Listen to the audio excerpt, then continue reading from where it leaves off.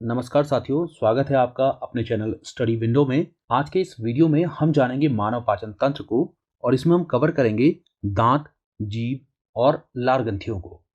इसके साथ ही इस टॉपिक से विभिन्न प्रतियोगिता परीक्षाओं में पूछे गए प्रीवियस ईयर के क्वेश्चंस को भी आज हम सॉल्व करने वाले हैं। तो ये वीडियो प्रतियोगिता परीक्षा के लिए बहुत इंपॉर्टेंट होने वाली है। अगर आप ये वीडियो पूरा देखते हैं तो 100% गारंटी है कि आप आज जितने भी टॉपिक्स देखेंगे वो टॉपिक आपको याद होंगे ही होंगे। और जो साथी पहली बार आज हमारी क्लास से जुड़ रहे हैं वो चैनल को सब्सक्राइब जरूर करें, वीडियो को लाइक और शेयर करना भी ना भूलें। तो चलिए स्टार्ट करते हैं मानव पाचन तंत्र को। सबसे पहले हम समझते हैं पाचन को बिल्कुल सरल शब्दों में।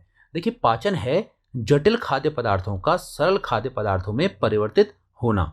तो जटिल खाद्य पदार्थ जब हमारे शरीर में जाते हैं उनका सरल खाद्य पदार्थों में परिवर्तन किया जाता है। ये क्रिया कहलाती है पाचन की।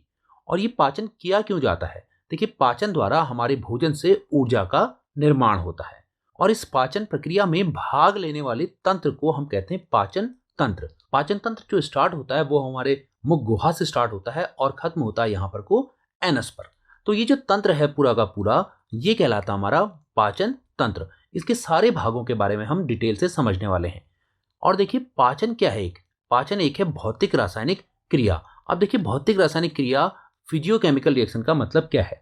देखिए, भौतिक क्रिया पाचन इसलिए है क्योंकि जब हमारे मुख में भोजन जाता है तो हम इसे अपने दांतों के द्वारा चबाते हैं। हम इसे चबाते हैं। ये जो क्रिया है ये है एक भौतिक क्रिया।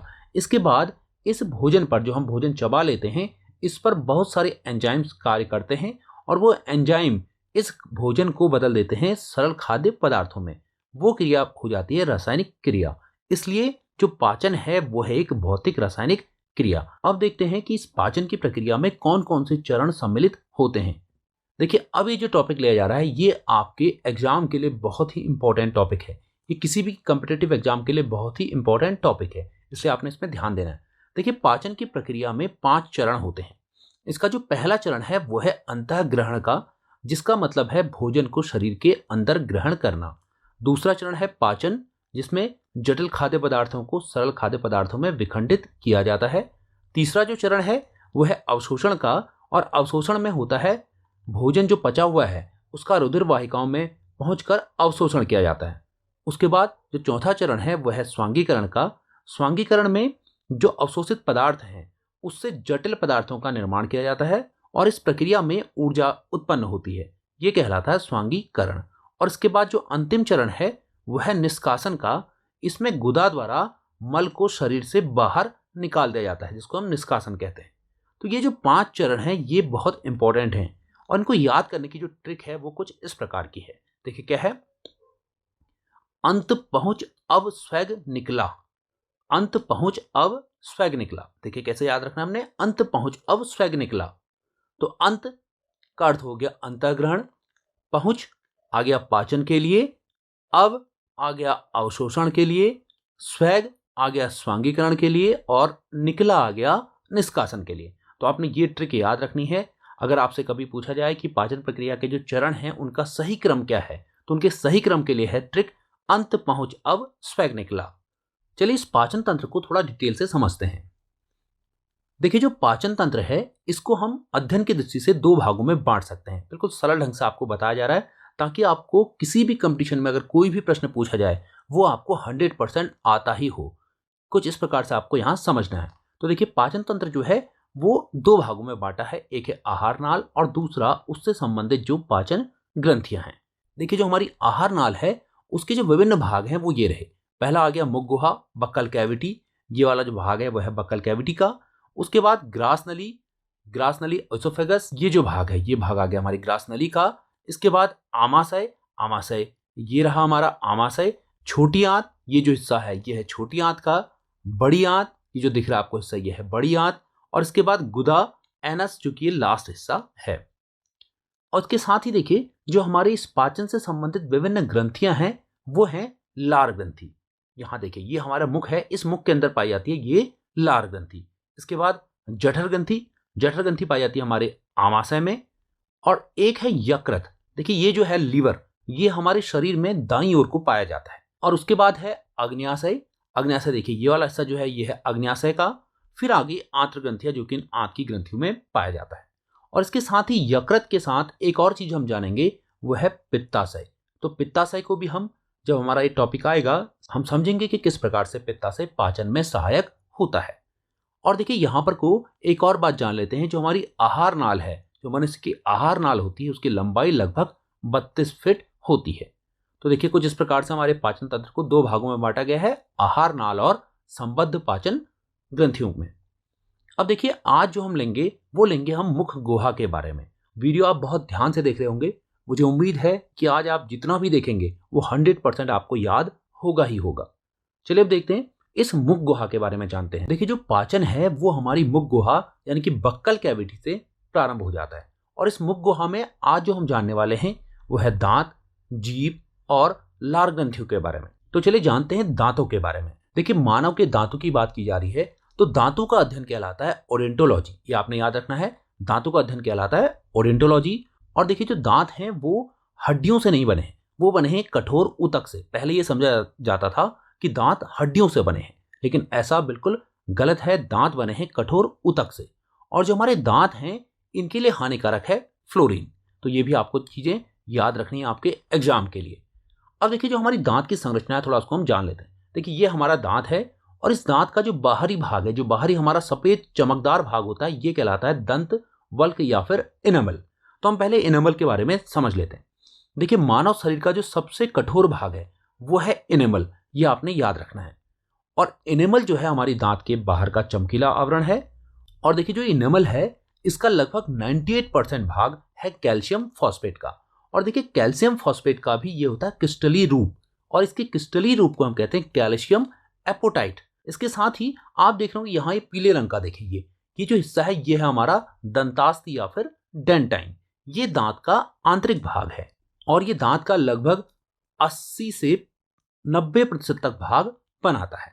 तो ये है हमारा डेंटाइन। तो इस प्रकार से हम कहेंगे कि जो दंतवल्क इनेमल है वो हमारी दांत का बाहरी चमकदार भाग है, जो मानव शरीर का सबसे कठोर भाग है। और जो दंतास्ति डेंटाइन है वो हमारे दांत का भीतरी भाग है, और वो हमारे दांत का लगभग 80 से 90% भाग बनाता है। अब जान लेते हैं दांतों के विभिन्न प्रकारों के बारे में। देखिए मानव के दांतों के प्रकार की बात की जाए तो मानव के दांत 4 प्रकार के होते हैं।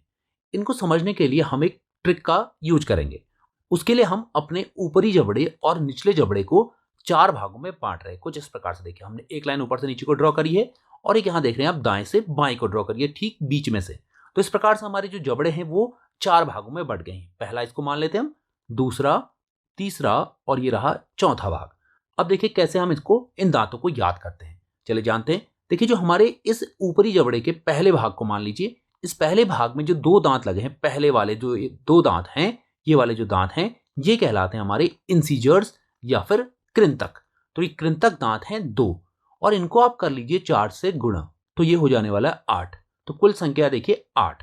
तो कृंतक दांत होते हैं हमारे 8, इंसीजर्स हैं 8, और इनका जो काम है वो है काटने का। तो इंसीजर्स हैं हमारे 8 कुल मिलाकर के दांत, और इनका काम है काटने का। 8 कैसे हैं देखिए, 2 इंसीजर इस साइड हो गए, 2 इंसीजर ये हैं, 2 इंसीजर ये रहे, और 2 इंसीजर ये रहे। तो कुल आ गए हमारे 8 इंसीजर, और इनका काम है काटने का। अब देखिए आपने हाथी में देखे होंगे 2 बड़े बड़े दांत होते हैं।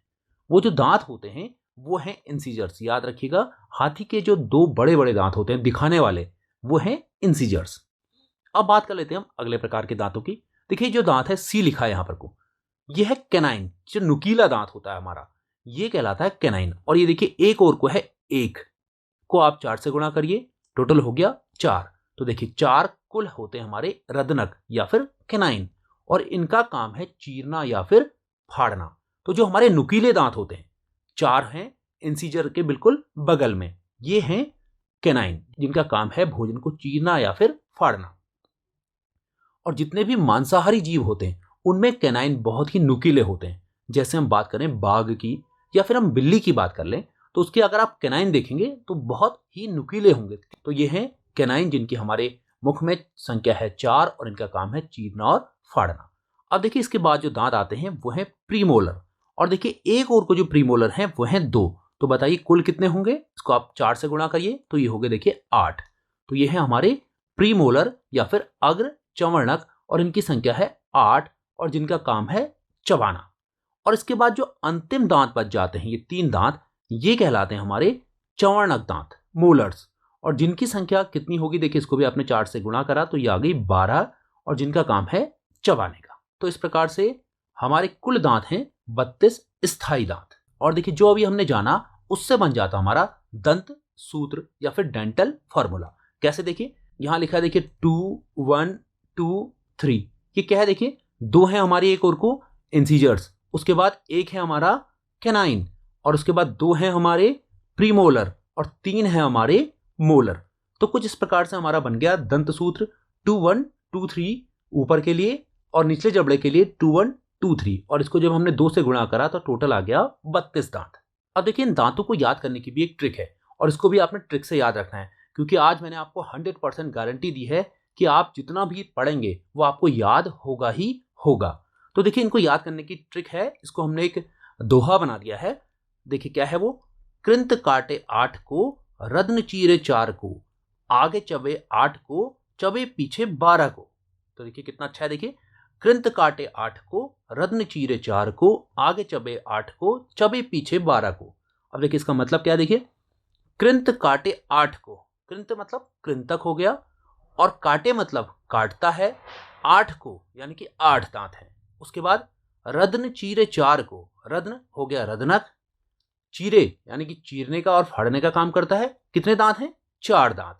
इसके बाद आगे चबे 8 को, आगे चबे का मतलब है अग्र चवर्णक, क्या करेगा, चबाएगा और उसके कुल दांत हैं कितने हमारे, 8 दांत। और उसके बाद अंतिम लाइन है चबे पीछे 12 को। और देखिए चबे पीछे 12 को मतलब जो पीछे के दांत हमारे वह है चवर्णक, चौ से हो गया शुरू चवर्णक और ये काम करेंगे चबाने का और ये कितने हैं हमारे 12 दांत। तो देखिए ये आपने याद रखना है, ये बहुत ही इंपॉर्टेंट ट्रिक है जो आपके लिए विशेष बनाई गई है ताकि आपको आज 100% याद हो ही। तो कैसे याद करेंगे हम एक बार फिर से देख लेते हैं। कृंत काटे 8 को, रत्न चीरे 4 को, आगे चबे 8 को, चबे पीछे 12 को। तो कुछ इस प्रकार से आपको दांतों का प्रकार और क्रम और उसका काम आज याद होगा ही होगा। अगर आपको ये सब कुछ याद हो रहा है तो सब्सक्राइब भी जरूर कर दीजिए चैनल को और लाइक और शेयर तो करना ना भूलें। अब देखिए ये तो थे हमारे स्थायी दांत। क्या हमारे कुछ दांत ऐसे भी हैं जो 2 बार आते हैं, तो चलिए उनके बारे में भी हम समझ लेते हैं। देखिए ऐसे दांत जो 2 बार आते हैं वो कहलाते हैं द्विबार दंती, डाइफीडोंट। और ये दांत होते हैं हमारे दूध के दांत। याद रखेंगे आप लोग, मनुष्य के जीवन काल में 20 दांत ऐसे हैं जो 2 बार निकलते हैं, इन्हें हम कहते हैं दूध के दांत। अब देखिए 20 दांत कौन कौन से हैं। देखिए इसमें है कृंतक 8, रत्नक 4 और अग्रचवर्णक। बच्चों में जो अग्रचवर्णक है वो 0 यानी कि नहीं होता है। और अगर हम चवर्णक की बात करें तो कुल हैं 8 दांत। तो इस प्रकार से ये जो कुल दांत बन गए ये बन गए 20 दूध के दांत। और यहां पर जो आपने याद रखना है वो ये है, देखिए बच्चों में जो अग्रचवर्णक प्रीमोलर है और उसके साथ ही जो अंतिम तीसरा चवर्णक होता है वो नहीं पाया जाता है। तो देखिए यहां पर को ये जो प्रीमोलर है ये 2 के 2 नहीं पाए जाते हैं। और यहां पर अगर आपको याद है अभी आपने देखा था चवर्णक जो वयस्क में है वो 3 पाए जाते हैं, जबकि बच्चों में ये चवर्णक पाए जाते हैं 2। तो इनका फॉर्मूला हो गया 2102। इसको हमने 2 से मल्टीप्लाई कर दिया ऊपरी और निचले जबड़े को, तो ये आ गए 20 दांत। इस प्रकार से जो हमारे दूध के दांत हैं ये कहलाते हैं डाइफीडोंट और इनकी संख्या है 20। तो ये सब कुछ था दांतों के बारे में जो किसी भी एग्जाम में आपसे पूछा जा सकता है। चलिए अब जान लेते हैं हम जीभ के बारे में। देखिए जो हमारी जीभ यानी कि टंग है वो मांसपेशियों से बनी हुई एक ऐसी संरचना है जिसमें स्वाद के अनुभव के लिए स्वाद कलिकाएं, टेस्ट बड्स होती हैं। और देखिए मनुष्य की जीभ में लगभग 2000 से 10,000 तक स्वाद कलिकाएं होती हैं। अब देखते हैं ये स्वाद कलिकाएं कहां पर पाई जाती हैं और किस किस प्रकार के स्वाद का अनुभव कराती हैं। देखिए अगर हमें मीठे स्वाद की बात करनी हो तो जो हमारी जीभ का अगला हिस्सा है ये हमें मीठे स्वाद का अनुभव कराता है। इसके साथ ही नमकीन का अनुभव भी हमें जीभ का ये अगला हिस्सा कराता है। और अगर हम बात करें खट्टे की तो जो खट्टा अनुभव होता है हमें वो जीभ के पार्श्व भाग से होता है, पार्श्व यानी कि किनारे के भाग से होता है। और अगर कड़वे की बात की जाए तो कड़वे का अनुभव होता है हमें जीभ के पिछले भाग से। तो ये है हमारे जीभ पर उपस्थित विभिन्न प्रकार की स्वाद कलिकाएं जिनसे हमें अनुभव होता है स्वाद का। तो हमें मीठे का अनुभव होता है आगे से और नमकीन का भी आगे के भाग से, खट्टे का हमें साइड से और जो कड़वा है वो हमें पीछे से। अब बचा देखिए ये बीच वाला हिस्सा, ये जो बीच वाला भाग है हमारी जीभ का, यहां पर को किसी भी प्रकार की स्वाद कलिकाएं नहीं पाई जाती। ये भी आपने याद रखना है कि जो हमारी जीभ का बीच वाला हिस्सा है उस पर स्वाद का अनुभव नहीं होता। और क्यों नहीं होता? क्योंकि यहां पर को स्वाद कलिकाएं नहीं पाई जाती। अब देखिए ये है हमारी जीभ और यहां लिखा है पैपली। देखिए पैपली क्या है? ये जो पैपली है, आप अगर अपनी जीभ को देखेंगे, इस जीभ पर कुछ दाने जैसी रचनाएं होती हैं, ये कहलाती हैं पैपली। और इन्हीं के नीचे पाई जाती है हमारी जो ये टेस्ट बड्स हैं। आपने देखिए कभी अनुभव किया होगा, आपने गर्म चाय या फिर गर्म दूध पी लिया हो तो आपकी जीभ जल जाती है। उससे क्या लगता है हमें कि हमारी जो जीभ है उसमें स्वाद का अनुभव होना थोड़ा बंद हो गया है। ऐसा इसलिए होता है, जो हमारी पैपली है वो गर्म दूध या फिर गर्म चाय से जलने के कारण थोड़ा सा फूल जाती है, जिससे हमें स्वाद का अनुभव होना थोड़ा कम होने लग जाता है।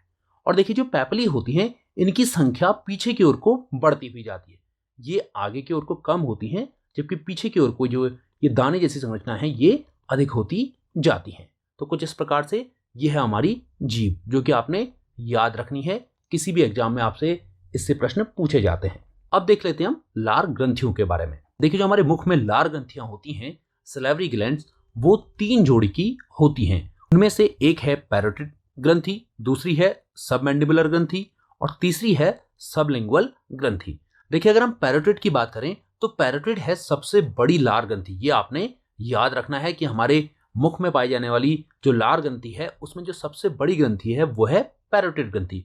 और ये पाई जाती है, देखिए यहाँ पर जो है पैरोटिड ग्रंथि जो दिख रही है आपको, ये है पैरोटिड ग्रंथि। ये हमारा जो कान वाला हिस्सा है इसके ठीक नीचे गालों के अंदर पाई जाती है। तो ये है हमारी पैरोटिड ग्रंथि जो कानों के निचले भाग पर स्थित होती है। इसके बाद अगर हम बात करें सबमैंडिबुलर ग्रंथि की, तो ये जबड़े के अंत में पाई जाती है। देखिए यहाँ पर को जबड़े के अंत में यहाँ पर को पाई जाती है।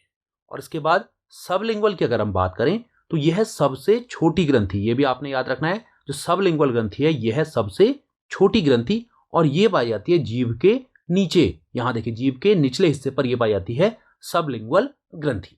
तो कुछ इस प्रकार से हमारी 3 ग्रंथियां हैं। ये भी एग्जाम के लिए बहुत ही इंपॉर्टेंट है, किसी भी प्रतियोगिता परीक्षा में ये प्रश्न पूछे जाते हैं। और देखिए मनुष्य में जो लार निकलती है एक दिन में, वो निकलती है लगभग 1 से लेकर के 1.5 लीटर। तो 1.5 लीटर तक हमारे मुख से लार प्रतिदिन निकलती है। और देखिए जो लार है ये करती है भोजन का रासायनिक पाचन, और इस रासायनिक पाचन को करने के लिए हमारी लार में होते हैं कुछ एंजाइम। तो चलिए समझ लेते हैं वो कौन कौन से एंजाइम हैं जो हमारी लार में पाए जाते हैं। देखिए लार में पाए जाते हैं मुख्य रूप से 3 प्रकार के एंजाइम, वो हैं लाइसोजाइम, टाइलिन और डाइस्टेज। अब देखिए हम समझते हैं पहले लाइसोजाइम के बारे में। देखिए जो लाइसोजाइम एंजाइम है वो भोजन में उपस्थित जो हानिकारक जीवाणु होते हैं उनको नष्ट करने का काम करता है। तो जीवाणु को मारने का काम करेगा लाइसोजाइम, जो कि है लार में पाया जाने वाला एक एंजाइम। इसके साथ ही जो टाइलिन और डाइस्टेज एंजाइम है ये करते हैं स्टार्च, मंड का पाचन, और ये स्टार्च को बदल देते हैं माल्टोज शर्करा में। तो ये भी आपने याद रखना है कि जो टाइलिन और डाइस्टेज एंजाइम है ये करते हैं स्टार्च का पाचन। अब देखिए इन तीनों एंजाइमों के साथ ही मनुष्य की लार में पाया जाता है म्यूकस, जिससे हमारा भोजन होता है चिपचिपा और हमें निगलने में आसानी होती है। और देखिए जब ये भोजन जो हमारे दांतों द्वारा चबाया गया और लार द्वारा गीला किया गया वो कहलाता है बोलस। तो बोलस क्या है? देखिए बोलस मुख गुहा में लार के साथ खाए और चबाए गए भोजन के परिणाम स्वरूप एक गेंद जैसा मिश्रण है। तो ये सब कुछ था लार के बारे में। चलिए अब देखते हैं प्रीवियस ईयर के क्वेश्चंस को कि आप कितने हल कर पा रहे हैं। ये रहा आज का पहला प्रश्न, लार किसके पाचन में सहायक होती है? अब आप जरूर इसको बता पा रहे होंगे। देखिए जो लार है वो होती है स्टार्च के पाचन में सहायक। मुझे विश्वास है कि आपको इस प्रश्न का उत्तर आ गया होगा। अगला प्रश्न देखते हैं। देखिए मुख में स्टार्च का शर्करा में पाचन किसके द्वारा होता है? तो देखिए स्टार्च का पाचन हो रहा है शर्करा में, वो बदल रही है। सही आंसर होने वाला है टाइलिन। तो यहाँ पर जो स्टार्च से शर्करा में बदलने वाला एंजाइम है लार में पाया जाने वाला, वो है टाइलिन एंजाइम। अब देखते हैं अगले प्रश्न को। खट्टे स्वाद के लिए स्वाद कलिकाएं जीभ के किस भाग में होती हैं? देखिए खट्टे स्वाद की आपसे बात पूछी जा रही है, तो आपको याद होना चाहिए कि खट्टे स्वाद के लिए हमारी जो स्वाद कलिकाएं होती हैं वो होती हैं पार्श्व भाग में। तो यहाँ पर ऑप्शन सी बिल्कुल सही होगा। अगला प्रश्न देखते हैं। देखिए सामान्यतः वयस्क मानव में कितने चंवर्णक दांत होते हैं? देखिए चवर्णक दांत मोलर सांप से पूछे जा रहे हैं और आपको याद करने की एक ट्रिक बताई थी, एक दोहा बताया था। अगर आपको वो दोहा याद है तो आप इस चवर्णक को बिल्कुल बता पाएंगे। तो वह देखिए, कृंत काटे 8 को, रत्न चीरे 4 को, आगे चबे 8 को, चबे पीछे 12 को। यानी कि ये जो चवर्णक हैं जो पीछे की ओर पाए जाते हैं ये होते हैं 12 दांत। तो यहाँ पर को ऑप्शन डी बिल्कुल सही होगा। अब देखते हैं अगला प्रश्न।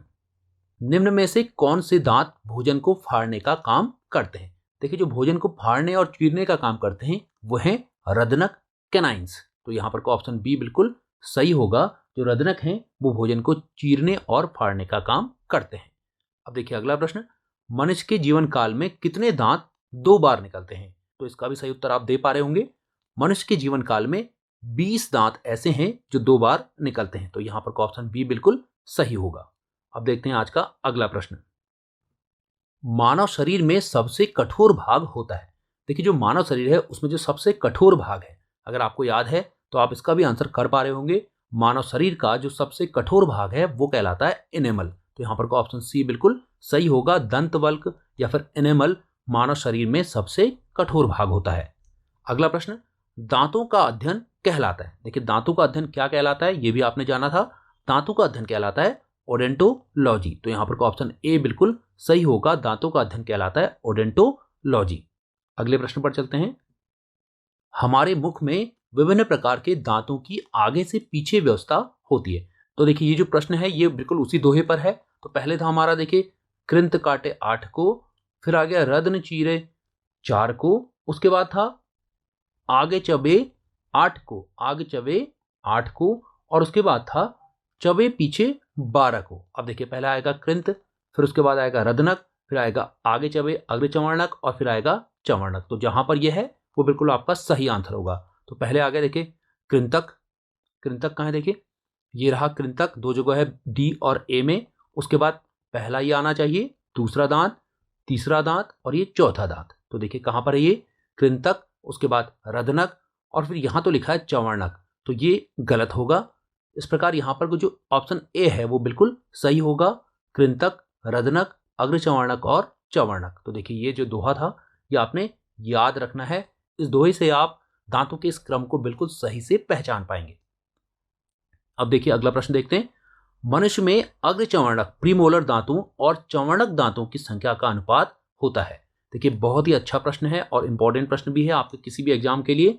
मनुष्य में अग्रचवर्णक और चवर्णक दांतों का अनुपात कितना होता है ये आपसे पूछा जा रहा है। देखिए जो मनुष्य में अग्रचवर्णक दांत हैं वो पाए जाते हैं 8 दांत, और जो चवर्णक दांत हैं वो पाए जाते हैं 12 दांत। तो देखिए इनके बीच का जो रेशियो है वो कितना आएगा? देखिए हम इसे 4 से डिवाइड कर दें तो ये आ गया देखिए 4 2 जा 8 और 4 3 जा 12, यानी कि 2:3, 2:3 का। तो यहाँ पर को ऑप्शन ए बिल्कुल सही होगा।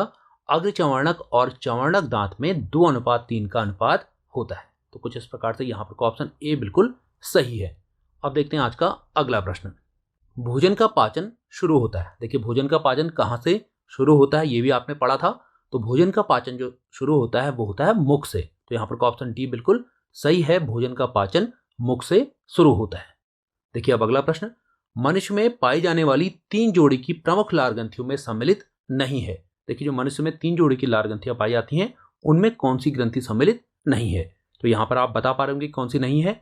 यहाँ पर जो ऑप्शन सी है वो बिल्कुल सही होगा।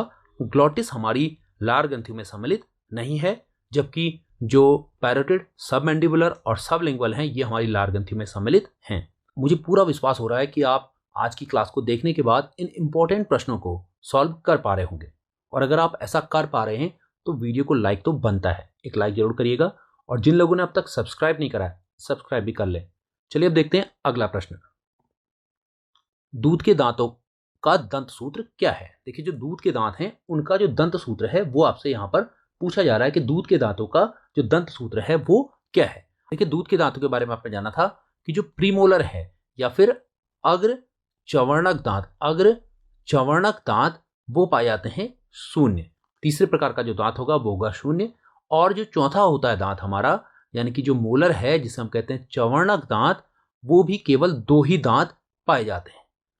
तो कुछ इस प्रकार से जो तीसरा और चौथा दांत है उसके बारे में आपको पता होना चाहिए कि वो उनका फॉर्मूला होगा 0 और 2। अब देखिए कहां पर कोई है, देखिए 0 और 2 यहां भी है, 0 2 यहां भी है, 0,2 यहाँ भी है और 0,2 यहाँ भी है। तो अब हमें देखना होगा पहला और दूसरा दांत। पहला दांत यानी कि कृंतक दांत और दूसरा दांत रदनक दांत। रदनक दांत, देखिए जो कृंतक दांत हैं जो बच्चों में पाए जाते हैं एक जबड़े में एक साइड को, वो पाए जाते हैं कितने, 2 दांत, और जो रदनक है वो पाया जाता है 1 दांत। तो कुछ इस प्रकार से ये निकल गया हमारा डेंटल फॉर्मूला, वो है 2 1 0 2। तो जहां पर भी ये है वो बिल्कुल सही होगा। देखिए ये है 2 1 0 2, तो इस प्रकार से यहां पर को ऑप्शन ए बिल्कुल सही होगा। ये हो गया बच्चों के दांत का सूत्र 2 1 0 2। अगला प्रश्न देखिए, मानव पाचन तंत्र की प्रक्रिया में शामिल चरणों का सही क्रम है। देखिए मानव पाचन तंत्र की प्रक्रिया के चरणों को याद करने की भी मैंने आपको एक ट्रिक दी है, और वो ट्रिक है अंत पहुंच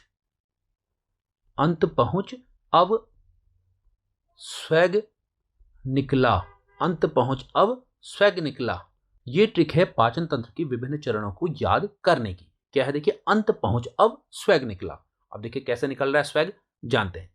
अंत यानी कि अंतःग्रहण, पहुंचा यानी कि पाचन, अब अवशोषण, स्वैग स्वांगीकरण, निष्कासन। अब देखिए जहां पर भी ये फिट बैठ रहा है वो हमारा सही आंसर होने वाला है। अंत देखिए अंतःग्रहण, तो अंतःग्रहण ये रहा अंतःग्रहण, उसके बाद पहुंचा से आ गया पाचन, फिर देखिए अब से आ गया अवशोषण, स्वैग से आ गया स्वांगीकरण, और निकला से आ गया निष्कासन। तो ये आ गया बिल्कुल सही ऑप्शन बी वाला। तो यहां पर को ये ट्रिक आपने याद रखनी है, अंत पहुंच अब स्वैग निकला। इससे आप कभी भी ये प्रश्न अगर आपसे पूछा जाए तो आप उसको बिल्कुल 100% सही करेंगे ही करेंगे। तो याद रखिएगा अंत पहुंच अब स्वैग निकला। चलिए देखते हैं आज का लास्ट प्रश्न। मुख गुहा के पश्चात ग्रासनली में प्रवेश करने वाला भोजन कहलाता है। देखिए मुख गुहा के बाद जो भोजन हमारी ग्रासनली में जाएगा वो क्या कहलाता है, तो वो कहलाता है बोलस। ये भी आपको याद होगा, ये भी आपने अभी जाना था। तो बोलस वो भोजन है जो मुख गुहा के पश्चात ग्रासनली में प्रवेश करता है। तो ये थी आज की हमारी सामान्य अध्ययन की जीव विज्ञान की पहली क्लास, जिसमें आपने आज जाना मानव पाचन तंत्र के बारे में। मुझे पूरा विश्वास है आज आपने जितना भी पढ़ा होगा वो आपको याद हुआ होगा। अगर आपको याद हुआ है तो कमेंट करके जरूर बताएं कि आपको आज की हमारी क्लास कैसी लगी, और वीडियो को लाइक करें और इसके साथ ही अपने दोस्तों के साथ शेयर जरूर करें। तो आज की क्लास के लिए यहीं तक, मिलते हैं अगली क्लास में।